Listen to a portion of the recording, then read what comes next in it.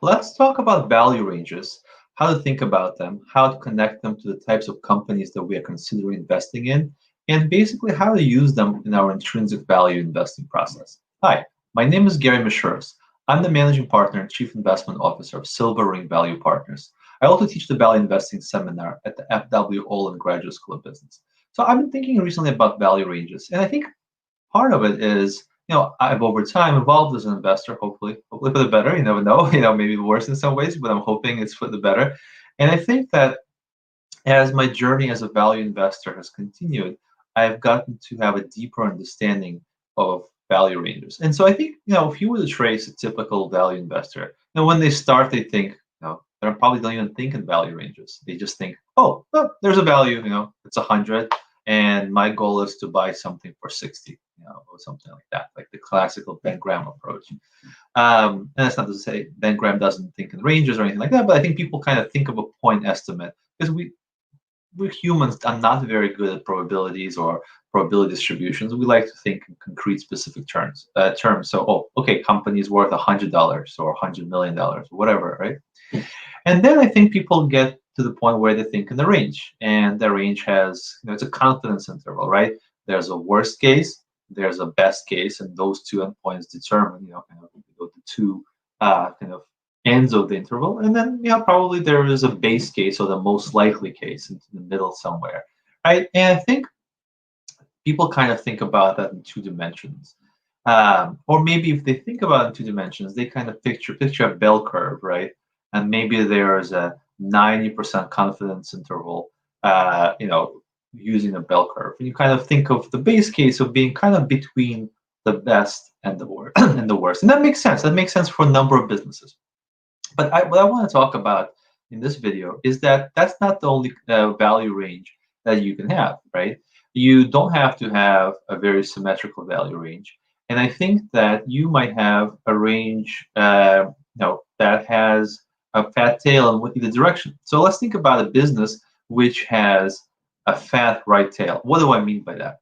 What I mean by that is that there is a reasonable probability, it's not necessarily 50 or 60 or 80%, but still not an insignificant probability that a business might be far more valuable than your expected value. So what do I mean by that? So I mean, a classical one type of that is literally a lottery ticket, right? A lottery ticket would have a payoff profile where most likely you will get nothing. If you get something, you get a little bit most of the time, but once in a blue moon, you get a huge windfall. So that's interesting, but it's not. For me, it's not necessarily my favorite type of business. I mean, so I think that caters more to someone who is more interested in speculating in stocks rather than investing. But what if you had a business which had the value range characteristics where under most scenarios, it's worth a decent amount. So under almost no conceivable scenario is it worthless or worth very little. It's worth a decent amount under a lot of the probability distribution. But in maybe 10, 20, 30% of the probability distribution, it's worth 3, 4, 5x or 10x what your expected value is for the business. Now that gets interesting, and I think the way you think about investing in that business is a bit different than maybe in a more traditional business with a symmetrical distribution of probabilities between the best and the worst case. And I think in some sense, if you're not paying anything extra for that, you want to seek out businesses where they can become much more valuable as events unfold. And then I think you have to track your thesis and track how events develop, because you want to understand, is that possibility? So if you have this, let's say 20% chance that, let's just use simple numbers. Let's say your base case is this business is worth 100. The worst case you think is 50, but the best case, maybe the best case is it's worth 500, right? So that's the tail. That you have more room for upside to the value and then the downside. By the way, that doesn't necessarily mean it's going to get realized all tomorrow. It's going to take time and years to figure out, how this is going to play out. But as you track the thesis, as quarters and years come out, you might want to update, kind of your assessment, because what if the business is tracking on a path where it's, more likely than not to now be worth 500 rather than 100 as the evidence accumulates. And it's rarely one thing, it's usually a number of cumulative things that you have to weigh to reach that conclusion. You want to update your value range. You want to update the probability distribution. And I think it's a classical mistake that kind of beginning and intermediate value investors make is that they stick to their original value range too rigidly. Stock goes up, let's say the stock doubles, and they're like, man, I doubled my money. That's awesome. I'm going to sell. I'm just too scared to hold on. And I think a lot of times that might be right. And we'll talk in a second about a different probability distribution where that is exactly the right thing to do. But if the stock has doubled, but now the probability is, much more likely that it's worth 500 rather than 100, you don't want to sell at 200, right? You want to take your time. So I think that, you want to seek out those businesses. And what does that mean? How do you find those businesses? Usually they come either from the nature of the business itself. There might be some inflection point in the economics of the business beyond a certain point, or from the management team. And the management team being able to create additional value down the road with a new business, a new product line, penetrating a new market, and so forth.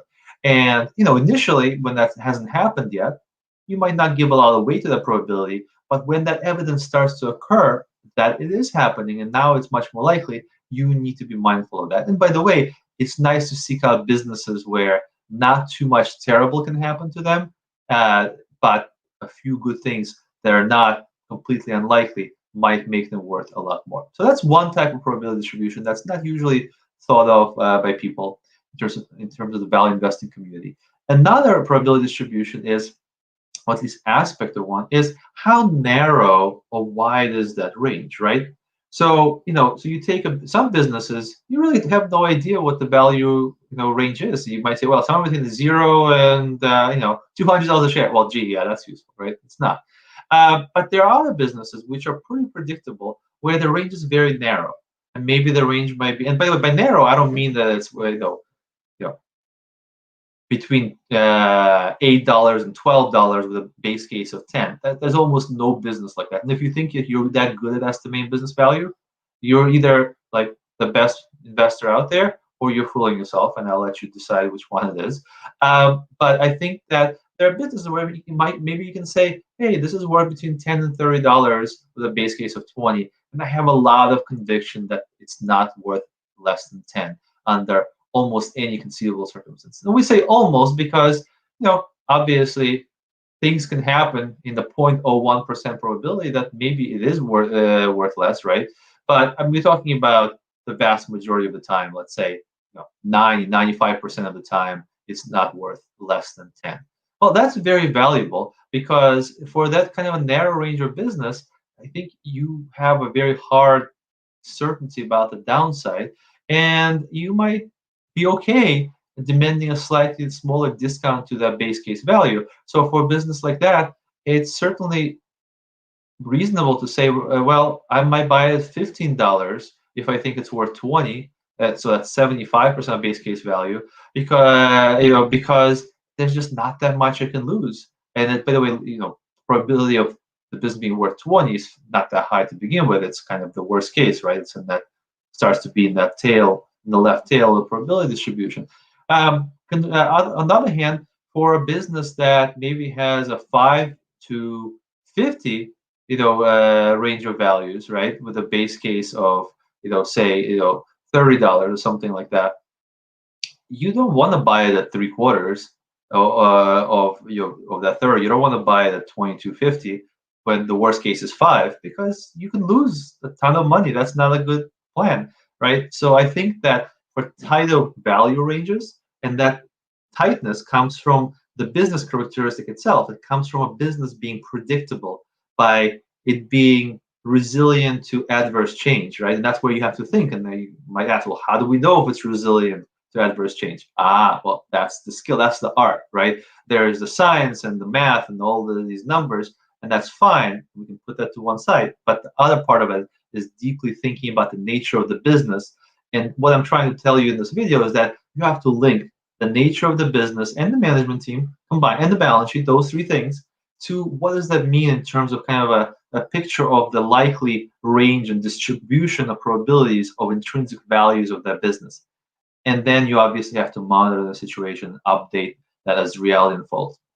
Anyway, I mean, I don't have any answers for you as far as specific companies. That's your job. But I think that having the mental model of having value ranges and probability distributions and having potential for them to be not symmetrical and having different widths in terms of mapping to different business characteristics, I think that's a valuable tool in your arsenal to help you think deeper about value and applying the intrinsic value process. I hope this video has been helpful to you. If it has, please hit like and subscribe to the YouTube channel. And thank you for listening, guys.